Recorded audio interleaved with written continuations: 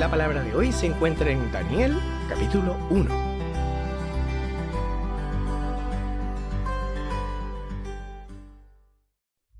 En el año tercero del reinado de Joacín, rey de Judá, el rey Nabucodonosor de Babilonia vino a Jerusalén y la sitió.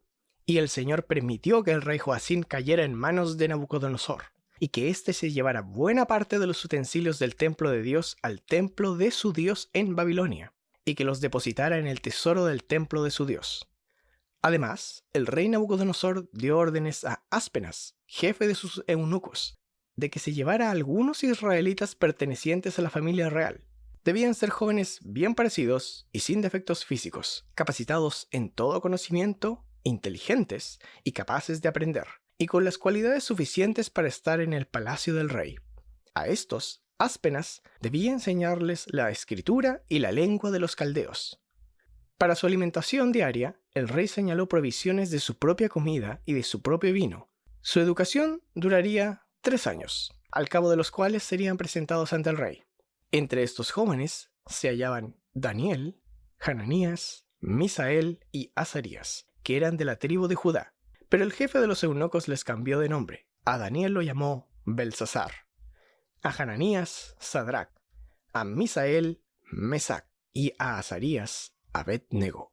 En lo íntimo, Daniel se propuso no contaminarse con la ración de la comida y bebida del rey que se les daba, y le pidió al jefe de los eunucos que no se le obligara a contaminarse. Y Dios hizo que Daniel se ganara la simpatía y buena voluntad del jefe de los eunucos, aunque éste le dijo a Daniel: «Tengo miedo de mi señor el rey, que claramente dijo lo que ustedes debían comer y beber. Si más tarde él ve que los rostros de ustedes son más pálidos que los de los otros jóvenes semejantes a ustedes, me habrán condenado a que el rey me corte la cabeza». El jefe de los eunucos había puesto al cuidado de Daniel, Hananías, Misael y Azarías a un guardia llamado Melsar. A este Daniel le dijo: «Yo te ruego que hagas con estos siervos tuyos una prueba de 10 días. Ordena que nos den de comer legumbres y que nos den de beber agua. Después de esta prueba, compara nuestro semblante con el de los otros jóvenes que reciben la ración de la comida del rey, y haz entonces con estos siervos tuyos según lo que veas».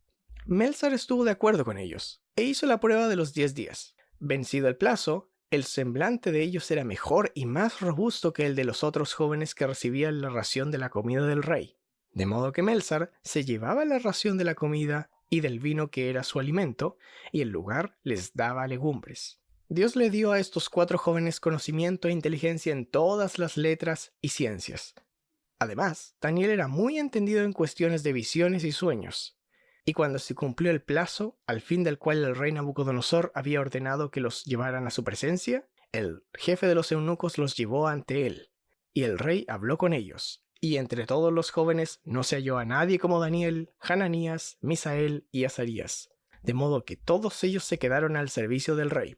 En todo lo que el rey les preguntó, y que tenía que ver con cuestiones de sabiduría e inteligencia, los halló 10 veces más sabios que todos los magos y astrólogos que había en todo su reino. Fue así como Daniel se quedó allí hasta el año 1 del rey Ciro. Bueno, a partir de lo que compartía nuestro hermano, sin duda que lo que ha estado pasando estas últimas semanas en nuestro país no ha dejado indiferente a nadie, ¿cierto? Así que es útil ir a la palabra eterna de Dios, al consejo eterno, definitivo de Dios, quien ideó todo.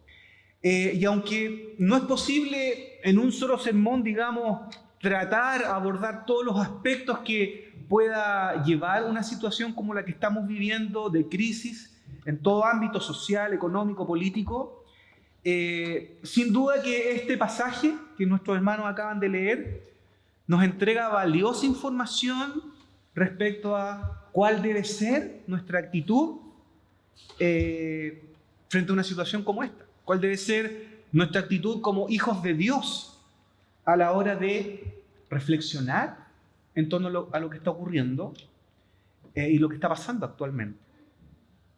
Babilonia fue el primero de una serie de imperios enormes y crueles que existieron en la antigüedad.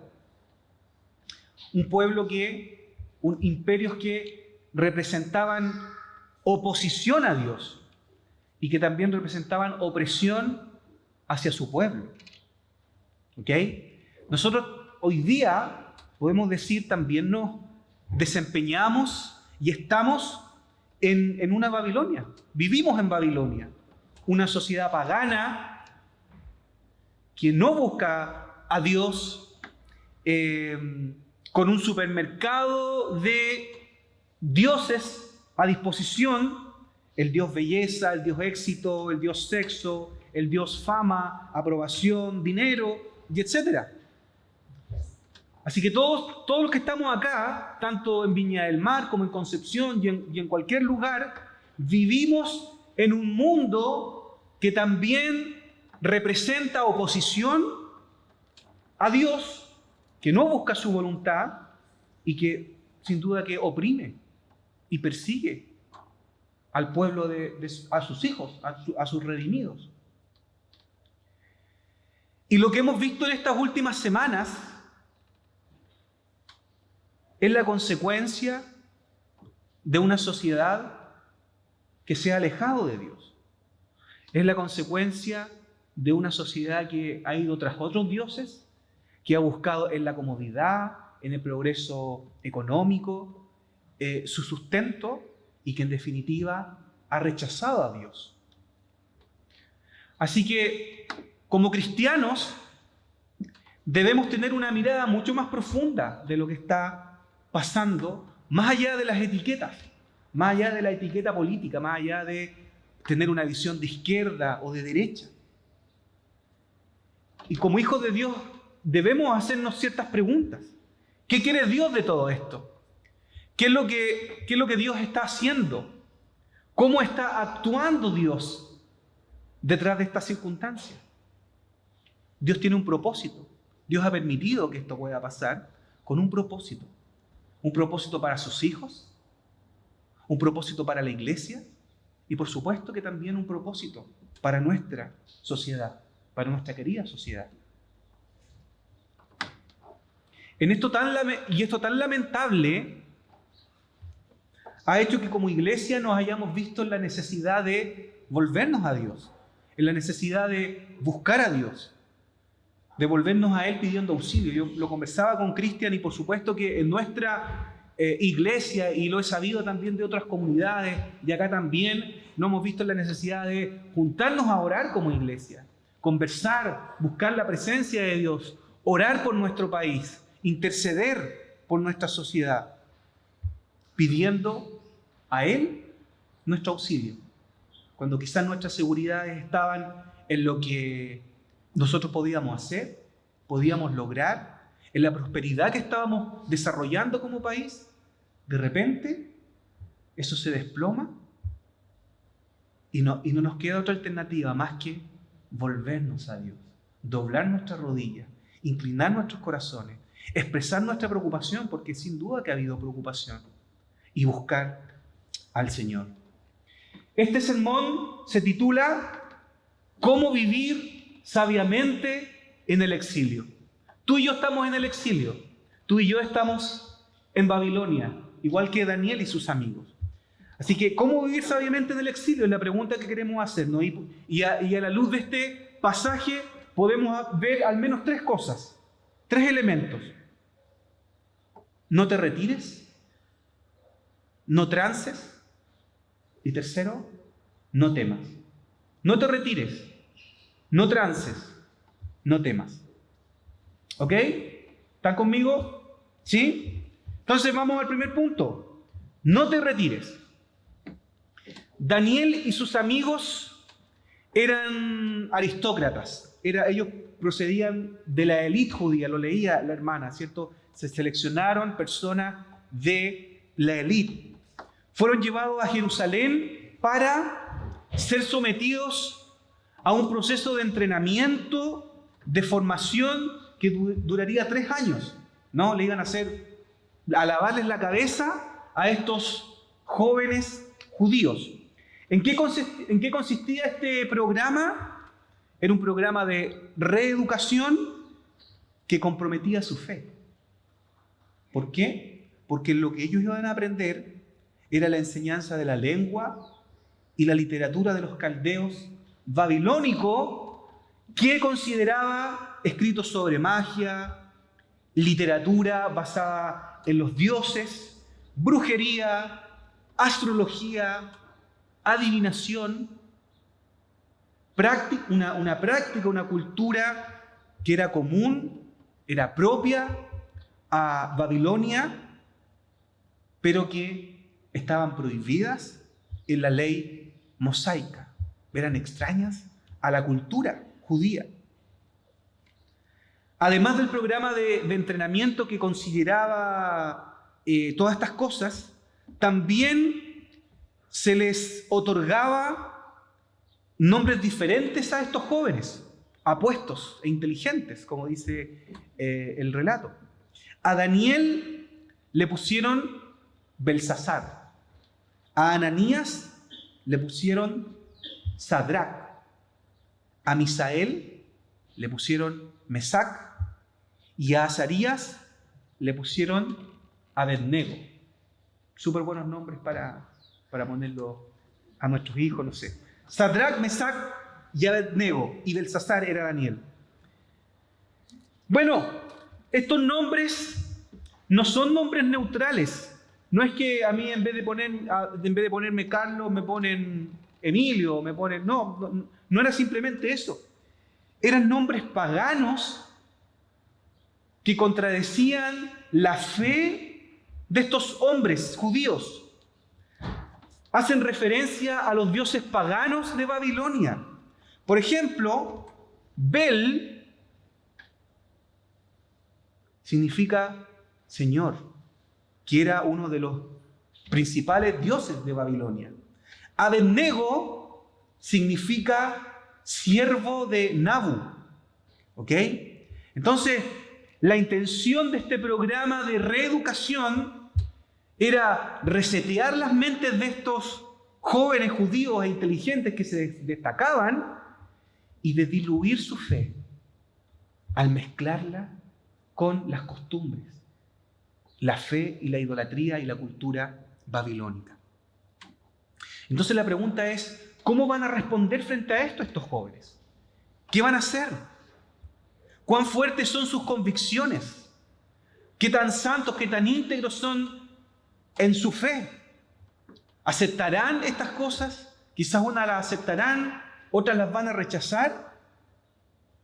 Bueno, y la respuesta es que Daniel no solo aceptó la educación, sino que él decidió hacer una carrera política, llegó a ser una especie de primer ministro de Nabucodonosor, y él decidió dar servicio a un rey pagano, a un rey necio. Si uno lee especialmente los primeros 6 capítulos de Daniel, ve la categoría, la clase de rey que era Nabucodonosor. Y sin embargo, Daniel, él decide servir a este rey, ponerse a disposición para beneficiar a todo un pueblo. El relato dice que estos jóvenes, además de ser muy guapos, sin ningún defecto físico, llegaron a ser los más inteligentes. ¿Por qué? El texto nos dice, porque Dios los dotó con inteligencia y sabiduría para entender cualquier clase de literatura y de ciencia. Entonces, el primer punto es, no te retires de la sociedad.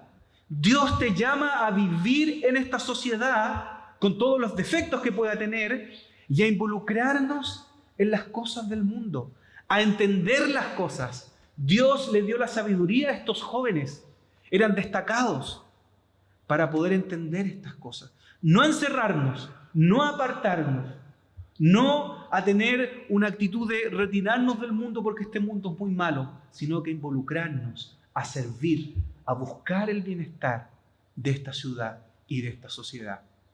¿Qué hacen Daniel y sus amigos? Se involucran, pero ponen sus límites.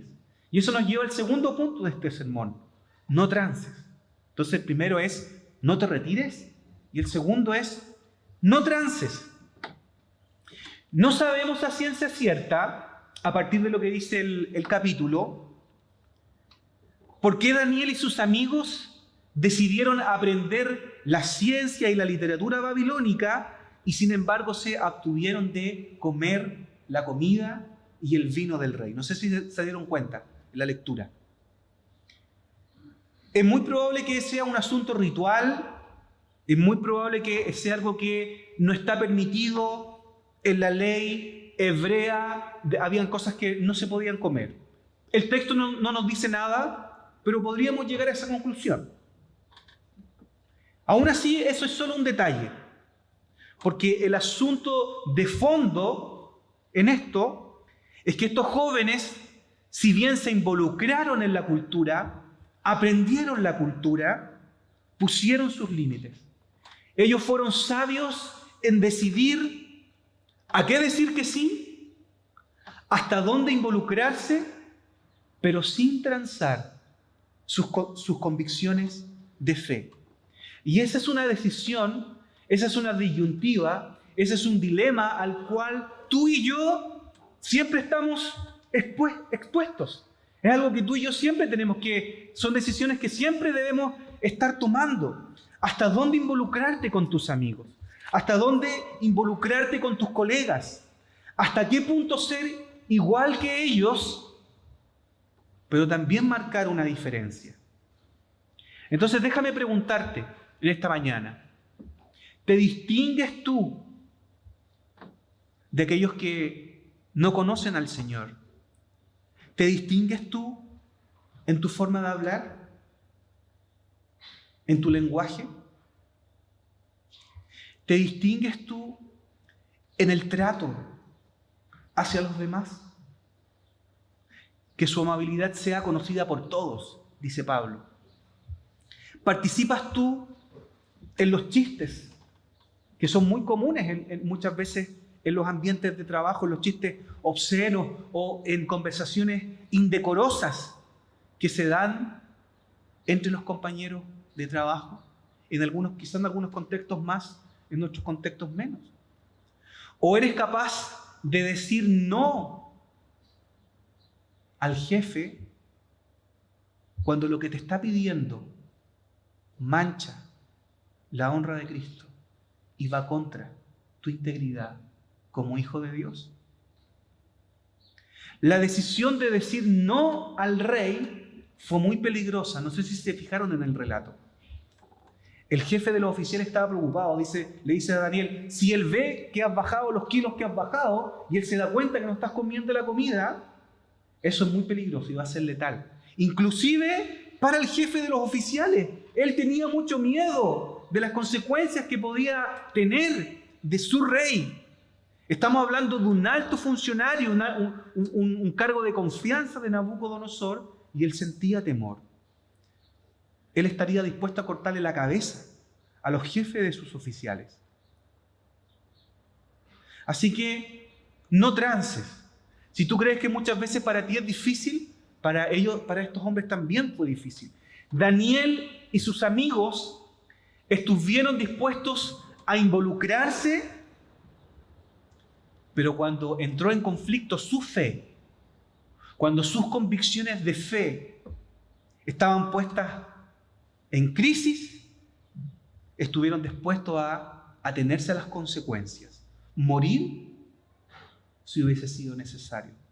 Perder el trabajo si hubiese sido necesario. Y esto nos lleva al tercer punto, que dice, no temas, no te retires, no trances, pero junto con eso, no temas. El resultado de la fidelidad de estos jóvenes no fue una vida más cómoda y segura. Muchas veces el resultado de la fidelidad a Dios no significa que tú vas a tener las cosas más fáciles.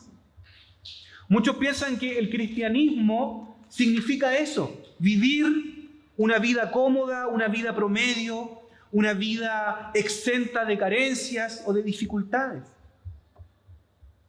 De hecho, una mala comprensión del Evangelio, una mala comprensión de las promesas de Dios por medio de su Evangelio, puede llevarte a usar tu fidelidad como una moneda de canje ante Dios. No sé si les pasa a ustedes o lo han visto. Es decir, yo, Señor, te seré fiel, me portaré bien, haré lo que tú quieras, pero a cambio, quizá es algo que no necesariamente lo articulamos así ni lo decimos, pero en nuestra mente quizás funciona así, pero a cambio Dios me tiene que bendecir. Él tiene que solucionar mis problemas. Él me tiene que ayudar. Quizá esa es la lógica que opera muchas veces en nuestra mente, sin que necesariamente lo digamos, sin que necesariamente lo hagamos público. Pero el llamado del Evangelio no te asegura eso. El que quiera ser mi discípulo, ¿qué dice? Tome su cruz, lo que eso significa, niéguese a sí mismo, y lo que eso significa. El Evangelio no asegura necesariamente bienestar, prosperidad. El resultado de la fidelidad de estos jóvenes no fue una vida más cómoda y segura, pero sí fue una grandiosa oportunidad para glorificar a Dios y dar testimonio de Él en la corte real, en el ambiente donde ellos se estaban desempeñando. Entonces Dios muchas veces también quiere usar tu fidelidad para dar un testimonio de la fidelidad de Dios en el contexto donde tú estás, en el área de la educación, donde tú te desempeñes. No necesariamente tiene que ser en una corte real, ¿no? Me imagino que no todos los que están acá se desempeñan en una corte real, pero en el contexto donde estamos, Dios se quiere manifestar. Pienso que esta debacle política, social, como decía al principio, vino también a remecer a su iglesia. Estábamos, o quizás aún todavía estamos, en una actitud pasiva, impávidos, en nuestra situación también de comodidad, porque sin duda que el progreso económico de nuestro país ha alcanzado también a los hijos de Dios y en buena parte está muy bien, pero quizás eso nos hace quedarnos en nuestro confort, en nuestro estatus de comodidad y de progreso económico. Y esto, de muchas maneras, viene a mover nuestro piso, nuestra seguridad. Hasta ahora, la pregunta que debemos hacernos es, hasta ahora, ¿dónde estábamos poniendo nuestra esperanza? Nuestra esperanza profunda. ¿En la seguridad que nos brinda la comodidad, el bienestar del progreso económico? ¿O en la seguridad de que es Dios quien reina? Y es que es Dios quien nos provee y nos sustenta. Y que es Dios el que está actuando detrás de las circunstancias de nuestra vida. ¿Dónde estamos poniendo nuestro piso? Dios nos llama a ser fieles, sea cual sea nuestra situación. En la corte real, en tu modesto trabajo, en tu emprendimiento, donde sea. Dios nos llama a ser fieles en nuestra situación.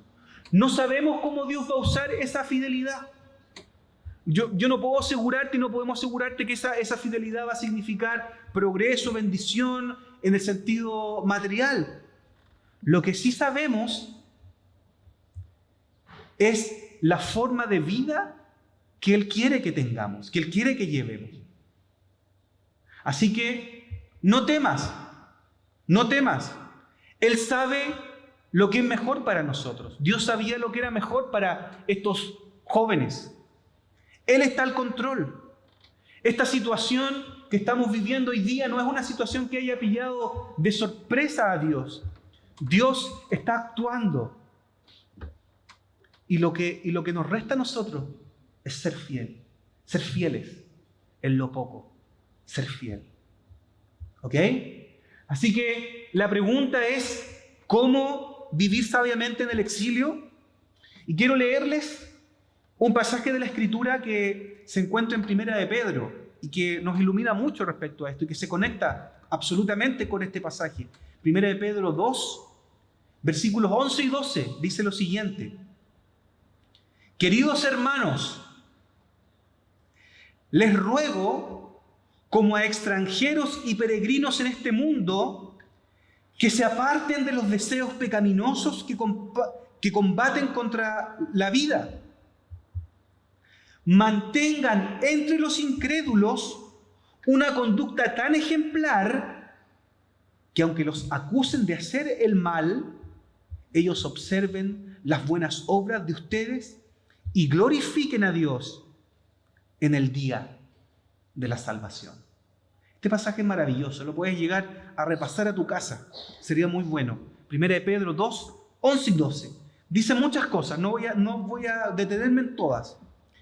Pero como primera cosa que nos dice este pasaje, dice que nosotros somos peregrinos y extranjeros donde nos encontramos, en esta sociedad. Y dice que una conducta debemos mantener entre los incrédulos, una conducta intachable. Es decir, somos llamados a ser santos, íntegros, puros, pero sin apartarnos. Porque dice, vivan entre los incrédulos de esta manera, con una conducta ejemplar. Estando entre los incrédulos, debemos vivir vidas diferentes, haciendo brillar la luz de Jesús, con una vocación firme, con convicciones firmes. Y eso es lo que nos va a llevar, nos va a dar ánimo y fuerza para decir que no, cuando tengamos que poner un límite. Involucrados, pero sin transar. Eso es vivir sabiamente en el exilio. Nuestra sociedad es una sociedad que en muchos sentidos se está descomponiendo y necesita cristianos involucrados.